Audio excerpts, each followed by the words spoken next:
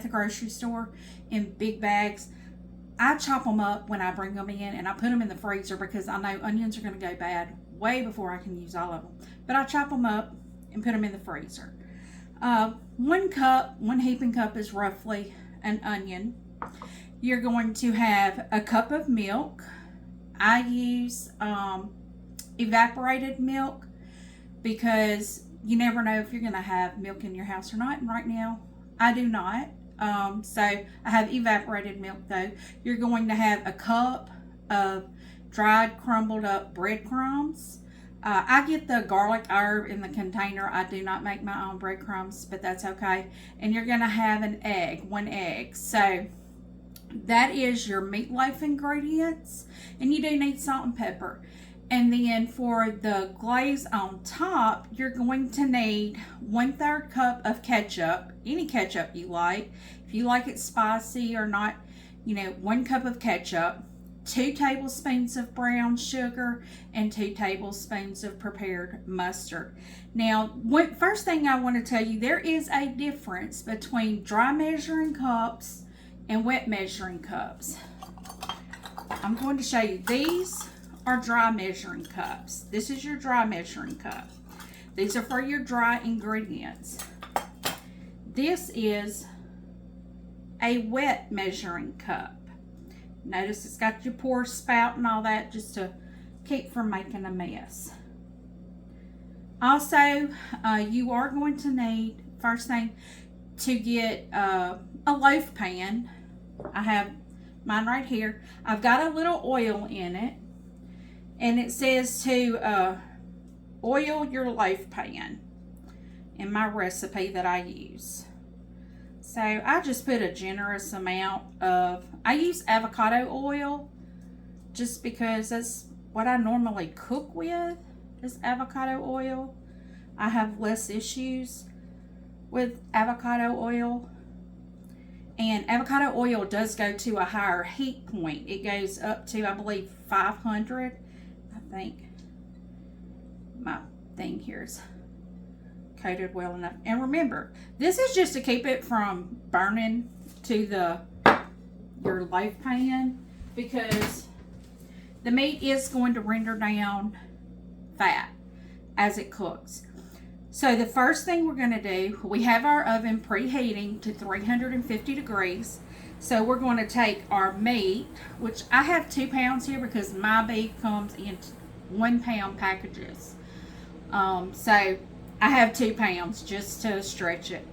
And so first thing you're going to do is you're going to add your onions, your eggs, your milk, and your breadcrumbs. And you're going to salt and pepper it. So I'm going to go on and get started with my milk here. If that's better there. So we got the milk. I'm going to go on and put my eggs. And yes, I use my hands, so make sure to wash your hands really good. So there's my milk, my eggs. I'm going to go on and get that incorporating into the meat. Some people have an aversion to putting their hands in it. It's okay. If you don't like doing that, that's okay. Then I'm going to go in and put my breadcrumbs in there. This is just a garlic herb breadcrumb that I got at the grocery store. And it smells delicious already. Just those breadcrumbs. Okay, so we're going to keep trying to incorporate the wet and that in there. I'm going to put the onions in last because they are frozen. And my hands will start hurting if they get real cold. So, how are y'all doing on this? Well, in northern Louisiana, it's a hot, humid evening. We are already have experienced some 100-degree days here, and yes, it's horrible. First thing I do when I come in the evenings is I water my little garden and harvest it. And it was very hard to do it today. It was very hot, very humid, and yeah. So okay, I'm gonna go in and put my onions in here. Oh, that's very cold, so get these out of the way. And notice I'm just kind of folding everything into the meat. Okay, and now the next thing we are going to do is the glaze that goes on top. So this is going to be your ketchup, your mustard, and your brown sugar. I'm just going to push that over. I already have my brown sugar in my little bowl here. And here's my ketchup and mustard.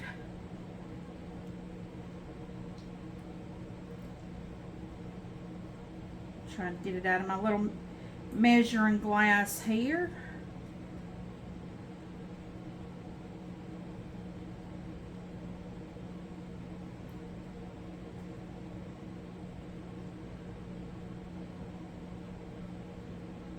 Okay. And we're just gonna stir this together. I'm gonna grab a fork for this. Okay. Here we go. We're going to go on and just... I use a fork because sometimes that brown sugar may have some clumps in it. And we don't want those clumps. Let's see how well it mixes up. And this is a good glaze for anything that, you know, beef-wise. I don't know that I would put it on pork or anything else, but beef-wise, maybe even chicken it would do, because it's got that brown sugar in it that helps it brown. I'll bring a pan over here because when I cook something that could possibly run over in my oven, I'm going to put a pan underneath it. Okay. Now I'm just going to pour this on top. Just put that little bit first. Now, if you want to go more of a spicy flavor, you can go more mustard. If you want to go more of the sweet flavor, you can go more brown sugar. I do like to put a lot more mustard in it, but I don't use a spicy mustard. This is just yellow prepared mustard. I know stone ground mustard is really good in it. But see, we're just going to cover the whole thing up. Now, one thing I am going to do, I'm going to take my fork and kind of push that meat in. Even if it plumps up higher, that's okay. I just want the meat pushed in so it's not touching or overhanging that edge, so it'll create a little ditch per se for the juices to come up in. And I'm going to do that on all sides there. And I'm sure if I only used my 1.5 pounds of meat, it probably would not do this, but that is okay that it does this, because hey, it's just me. I'm not feeding anybody. I'm not feeding dignitaries or anything like that. Feeding myself and my family. And right now it's just myself. So I don't care what it looks like.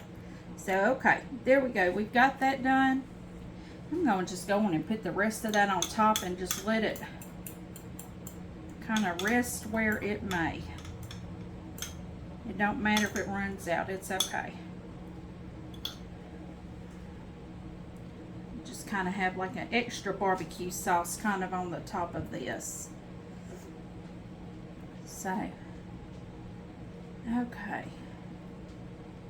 So I've got that coated really well. So now what we're going to do, is we're going to take this and put this in the oven. We're going to cook it for about an hour. It's just, being that mine is as thick as it is, it may take a little longer, but until it's no longer pink in the center. You can even use a meat thermometer to tell if it's ready or not. But I'm going to go in and put this in the oven, and we'll be right back with you when it comes out. Okay, and we are back with our meatloaf here. It is still bubbling. We're going to give it just a moment. I'm going to sit it down here on these hot pads. I better keep one of these over here. But I am going to go on and cut a slice. We're going to make sure it is done. Oh yes, perfect. So I am going to put it on my plate here. Let me pull this over a bit because I don't want to be knocking my plate on the floor. But just so you can see here, look at that, how that is so juicy on there. So what I'm going to do, I'm going to take a bite, and I will have the recipe down in the comments for you. If you want to try this, meatloaf is something you can adapt to your flavor profile. If you want it sweet, you can have it sweeter. If you want it cheesy, you can add cheese in it. If you want it spicier, you can add chilies in it instead of onions. You can change, or you can add onions and chilies, whichever you want. But let's try this out. I know how it tastes. I love this meatloaf. But I know it's very hot because it's still bubbling in that pan. Oh, delicious, delicious. Now, I have paired this with snap beans that come out of my garden. These are beans that I have canned. I do like eating in season, just because it's fresher, and you would be amazed at the difference in the flavor of something that is fresh out of a garden as opposed to out of the freezer section at the grocery store or out of a can. They are amazing. They are 10 times better than what you buy in the store. But thank you for taking time out of your busy day. I'm going to go sit down and eat my dinner and call it a night. Just thank you for taking time out of your busy day. I know there's 1,000 other things you could be doing right now. I do want to say, anytime you want fresh vegetables or anything, those are going to be your best options. So until next time, you have a blessed day. Thank you so much.